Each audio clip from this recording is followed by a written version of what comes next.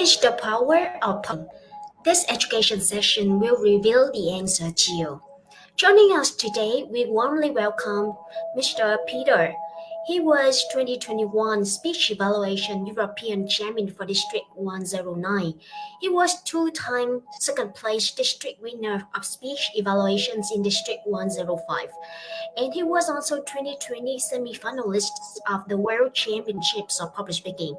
He was former university professor at the UAE University and New York Institute of Technology. He also teaches public speaking and communication skills for writing and speaking. He was a TEDx speaker. With all of those achievements, I believe that he can share with us so many valuable techniques about public speaking today. Hello, Mr. Peter. Welcome to the show. Thank you very much for having me, Miss Anne.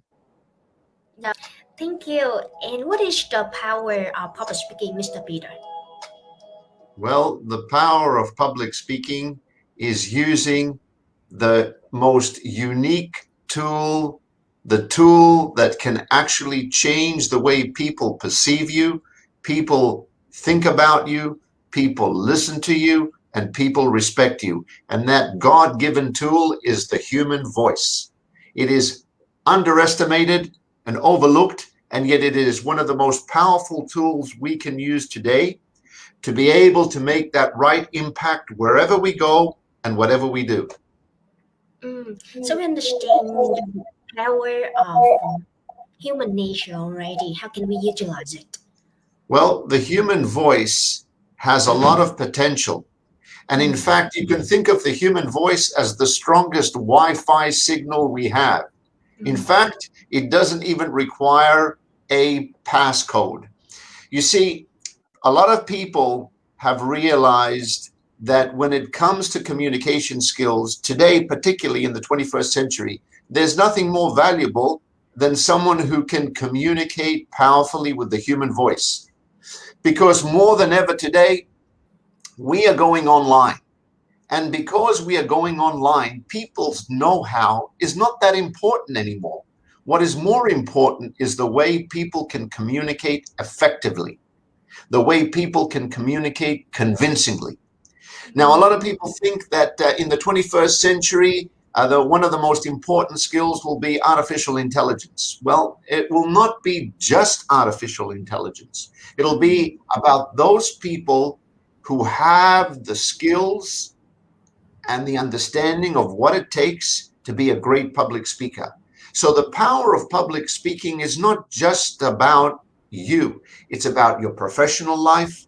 It's about your personal life. It's about how you can take the knowledge that's in your head, your expertise, and be able to transfer it to other people in the most effective way possible. That is part of the power of public speaking. Why is it so important in the 21st century workplace, as you mentioned? Yeah. Well, think about this scenario. We go into an interview, you go into an interview, I go into an interview, and another 15, 20 people. We are all going in and looking for the same job. Let's say it's engineering. Now, I'm not an engineer, but let's say it's engineering. You're going into that interview room with another 20, 30 CVs, people who perhaps have the same qualifications as you have, and maybe the same experience. What's going to make that interview committee choose you over somebody else? What's going to make that interview committee choose you over somebody else when you have the same credentials and in general the same experience is the way you present yourself in that interview session, the way you deliver your thoughts and ideas. This is just a practical example about the power of public speaking. It's no longer about the credentials you had. And in fact, it's not even about the experience you had. It's more about how persuasive, convincing, and presentable you can be. So, for example, one skill that a great public speaker has is confidence. Now, we know how important and how valuable confidence is. It's not about how much you have as far as knowledge is concerned, but when you have the confidence and the ability to speak clearly and convincingly, people take notice. People respect you, not because you've asked for anything special, but it happens by default. It's part of human nature. You build the relationship of respect, understanding, and credibility simply because of the way you speak. That is another example of everyday use of the power of public speaking. I see. So it means that the power of public speaking can help you to be more confident in workplace context. And how about your other situations in life, Mr. Peter? How does it help us? Well, I can share with you a situation I went through. Yeah. About 2 years ago, I was living in the United Arab Emirates. And it was a special day, so my wife and myself decided to drive from our neighborhood in Al to Dubai. Now, as we were leaving the neighborhood, I was driving happily with my wife, and suddenly I saw a policeman flag me down. He said, "Sir, you were speeding." I said, "Officer, I'm amazed. I didn't realize I was speeding. I'm terribly sorry. Registration, insurance, and driver's license, please." I handed the registration, insurance, and driver's license. I said, "Officer, today is a special day." He just ignored me and went over to the patrol car and was checking my documents. At that point, my wife turned around and said to me, "I told you to be careful in this neighborhood. I told you that there are police who are going to give us a speeding ticket today." I said to her, "Relax, relax. I'll take care of it." She said, "I hope you're not going to go over there and speak to him." I said, "Yes, I'm precisely going to do that. I'm going to go over to the patrol car and speak to the officer." She said, "You are going to upset him. He's going to increase the fine, and it's going to be a miserable day." Well, I got out of my car. I walked over to the officer. I said, "Officer, you know, today is a special day." He didn't respond. He was checking the documents and just ignoring me. I said, "Officer, if you give me a speeding ticket today, I might as well get back into my car and drive directly home and forget about today." He didn't say a word. I said, "Officer, if you look at that driver's license, you will notice that today was the day I was born." I said, "Officer, today is my birthday." He was taken aback. He didn't know what to do. I could understand he felt a little bit uncomfortable. I said, "Officer, I realized maybe I was going a few kilometers over the speed limit, but it was unintentional. I was driving to Dubai with my wife to celebrate my birthday. It was my enthusiasm and not my carelessness." I said, "I have served the public here as an educator, and today I ask you to excuse me on this small transgression." He looked at me. He said, "Sir, you were speeding." I said, "I know, and I am terribly sorry, but it was unintentional." He said, "Sir, take your documents and have a great day." Wow, Said, that's and I awesome. and I said to him, I said, "Officer, today it's not just a great day, it is a brilliant day. It is a brilliant day because you have given me the first birthday gift of the day. And for me, I will remember today, not because it was my birthday, but because of you, because of the way you treated me. You showed compassion and understanding. I want to thank you from the bottom of my heart." I took my documents, went back to the car. My wife said to me, "So how much is the fine? I'm sure you upset him. You always want to talk and talk and talk." I said to my wife, I said, "Today, I just received my first birthday gift from the police officer, 0. And we drove off happily ever after. The point I'm trying to make is, you know what? I could have left it up to chance. I could have left it up to the officer, but I left it up to the power of public speaking. The officer was moved emotionally to allow me and excuse me on this one single day. And that is the power of public speaking, and from real life reality, everyday reality that I am sharing with you. One of our viewers just said that that was a great experience that you had, Mr. Peter. And they totally agree with you that you use the power of public speaking in order to convince the police officer. So I think that that's a great example to analyze how you use public speaking abilities in order to convince that person. So please correct me if I'm wrong. Here are some techniques that you used in your speech in order to convince that police. So the first thing is that uh, you make him feel guilty a bit because this is your birthday, and if he fired, he got you a ticket, maybe that he may feel that this is something wrong because he just ruined your birthday. That is the first thing. The second thing is you also show your appreciation toward his generosity whenever he just give back the documents to you. That's the second thing. And the third thing is that you created the reason, but that reason is really reasonable because that is your birthday and you go enthusiastically to your destination. So that is an acceptable reason that the police officer can accept. So I think also that you are very sincere, you're really passionate in the way that you showed to him, make him feel that he need to give you an exception right now. Right, right. That all these things that you just spoke about, Anne, are exactly on the ball, Yeah. exactly on the mark. That is entirely true.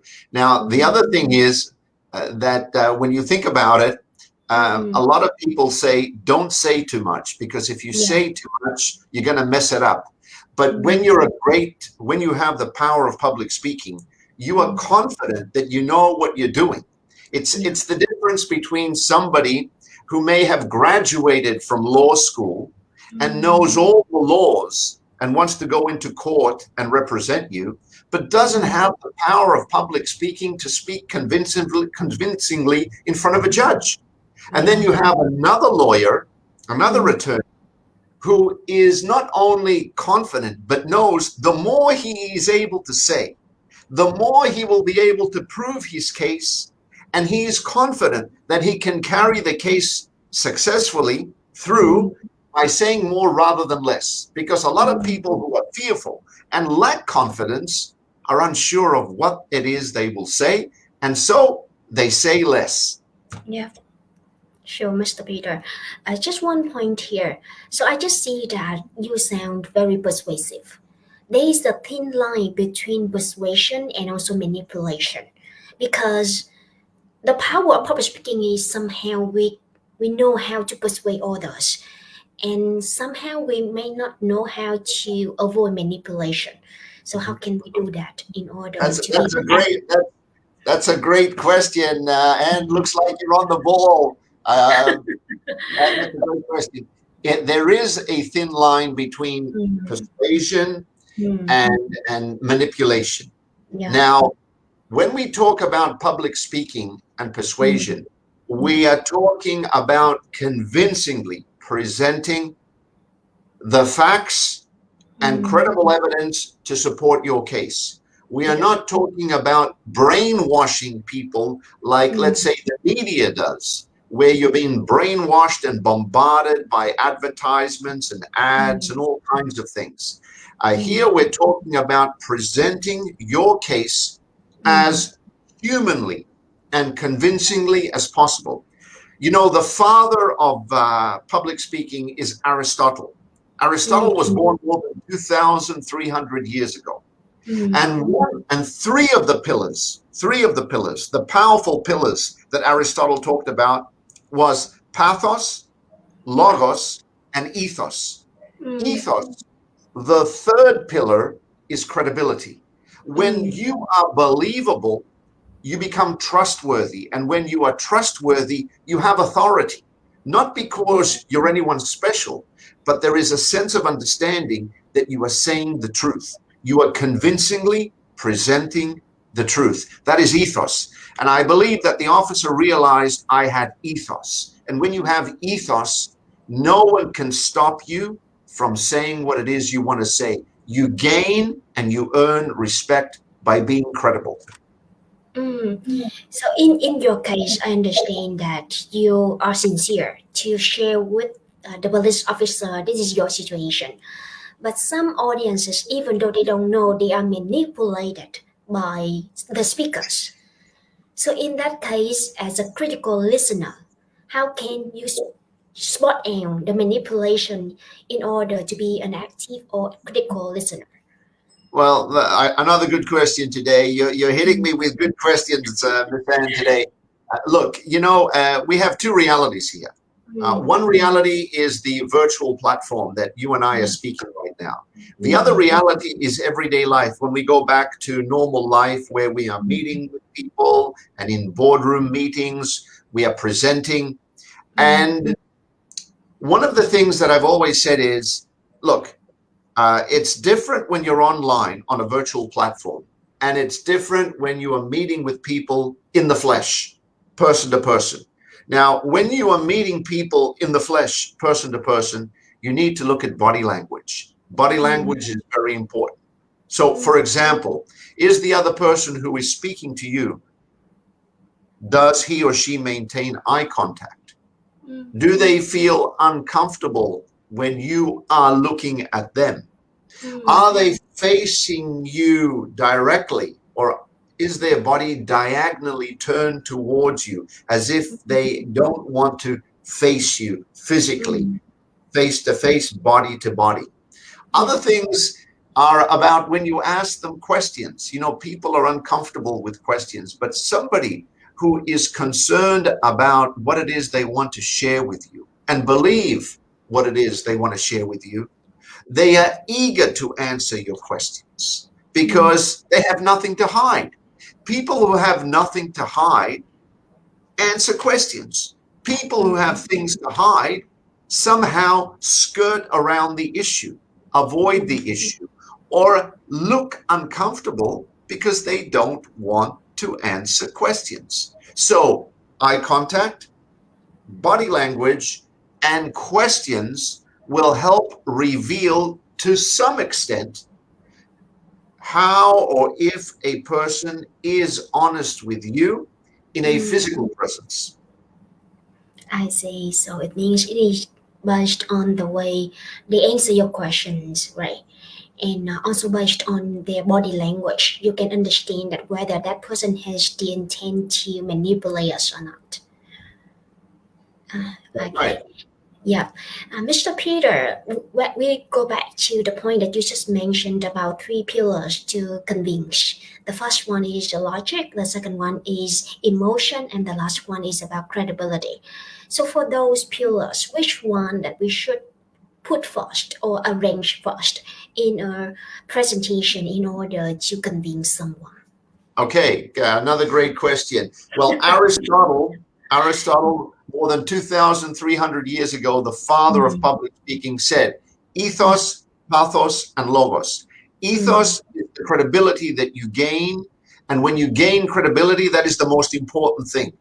If you are the most educated person in the world, that you are true about what you're saying, but you don't have credibility, the audience will not trust you. And when the audience begins to lose trust in you, they click off bit by bit by bit by bit, and the Wi-Fi signal is lost because you've lost credibility. So if I would have to choose between or among the three, ethos, pathos, and logos, ethos is very, very important. Now, pathos is also very important. Pathos has to do with the passion that you have to be able to speak because you love something so much that it shows that you care about it. That is also pathos. So, and that's also very important. And logos are the reasons, the logics that you have built into your presentation. I'll be very brief. I'll give you another example. A couple of years ago, I was teaching at the United Arab Emirates University, and I was seconded to teach in the medical school, the medical college. Now, I was tasked to teach medical students and PhD medical students who were doing research and how to improve their research skills, their presentation research skills. Now, why was that? Now, these were smart people. These were smart students. After all, they were going to be doctors, and some of them were researchers at a PhD level. But the concern that the program had, that the department had, was they weren't convincing enough in terms of presenting their data.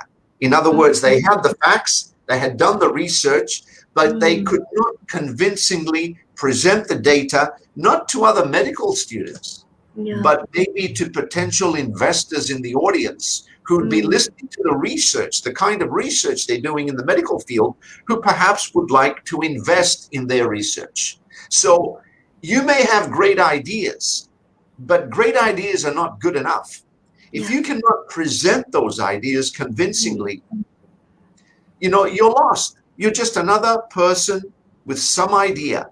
So it's the convincibility of your ideas that sell your ideas, particularly in this day and age where selling, presenting is extremely important in the business world and in the medical field and in research and in every walk of life.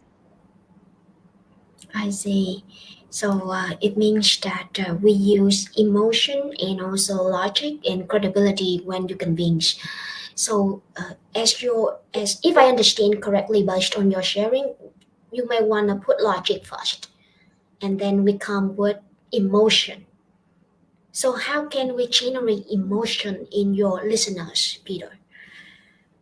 Well, these are three ingredients, if you like. I call them the three pillars of Aristotle, but the power of three. I've actually given a presentation on the power of three. But it's, the thing here with public speaking and the power of public speaking is that you use a combination of tools. Sure. It's not only ethos, which has to do with credibility. It's not just pathos, which has to do with how much you desire to convince people about what it is you want to share with them. And it's not just reasons, the data. You can give a presentation, and that is data packed, fact packed, but it may not be convincing enough to hold the interest of your audience. To be able to hold the interest of your audience, you need some passion. And to be able to carry the believability to another level of appreciation and understanding, you need ethos. So it's not one ingredient. It's not two ingredients. It's a combination of ingredients that make for a great public speaker and is, in fact, the backbone of the power of public speaking. I see. So that is the mixture of those three pillars, not only use it individually, right? That's correct. That's correct. I see, Peter. So I think that let's come to the final question because we are about to end. So the final question that we have for you, maybe that is not a hard question, but this question is, how can we increase our credibility so that we don't sound that we are arrogant? For example, if I present and I try to talk about my profile in order to gain credibility, but maybe I may sound that I'm too arrogant to the listeners. So in that case, how could we do that? Another great question. I think you've become the ideal interviewer. I mean, these are great questions. And ideally, this is very true what you're talking about. Look, when you become a public speaker, it's not about you. Yeah. It's about the value you can bring to your audience. Now, for example, I am writing now, I've nearly finished it. I'm authoring a book on speech evaluations. What are the tactics, the techniques that somebody needs to use when it comes to being a great speech evaluator? I've nearly finished the book, and I'm going to publish the book. The reality is, I am writing a book not for myself. I am writing a book because I love public speaking, and I want to serve the community with a book, a handbook that will help them. When you decide to become a public speaker, it's not about you. It's about what value you can bring to the relationship. You have invited me here today, not because I am Peter Karagianakis. I could be David Brown. I could be Lan Ann. That's not important. What's important is not even that I was a professor. That's not important. What's important here is what I can bring to this relationship, to this interview. If I bring value to our listeners from what they've heard, from the things that I have answered, the questions I have answered, then I am a valuable speaker in this relationship. But if I am here just to talk about everything I've done and my awards and this and that, people don't care about that. Yeah. So humility is very important. But if you want to stand out, then you need to bring value and expertise to what it is somebody has asked you to do. It could be an engineer. It could be an opera singer. You know, you don't judge an opera singer by how they look. You judge an opera singer by how they sing. It is their voice that makes them stand out. You don't judge a violin player by the violin he or she holds or the way they look. You judge the violin player by the music and the quality of music that they play. So in public speaking, it's more about the value we bring to the relationship, the know-how, the expertise. I continue to love to do what I do, and that's why I do it, because I bring value to the relationship with the people I work with. And that's why they seek me out, not for anything else. So it's about humility, and if you want to stand out, it's about know-how and expertise. That's what makes it count for the relationship. So know-how and expertise that will help you to become a credible speaker. That is very meaningful. So let's come to the final message, Mr. Peter. Before we leave this live stream session, what is your final message that you would like to send to our viewers here? My final message is I enjoyed this session. Miss Anne really gave us some penetrating questions. You seem to be a very mature interviewer, and I like that. And I hope everyone got value from this session. They took away something that they can think about. As I say in my Instagram account, Peter the Public Speaker, your best business card is not what comes out of your wallet. Your best business card is what comes out of your mouth. Make your words count, because if your words count, you count. With that, I hope I have brought value to this live interview. Make your words count, you count. That is a very meaningful message, Mr. Peter. So on behalf of our viewers from EIY, I'm thankful so much for your support today, Mr. Peter, for your valuable sharing. Even though that I have some improvising questions still, but you still can improvise it and you come up with a very valuable answer.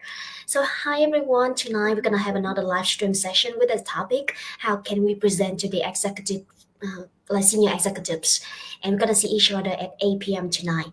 So have a good lunch, everyone. See you. Bye, everyone. Join me on. Bye, and follow me on my Instagram account, Peter the Public Speaker. Sure. Would be great if you can comment your Instagram account to our Facebook comment so that people can find you there. Excellent. Thank you. Thank you. Bye-bye, Mr. Peter. Bye now.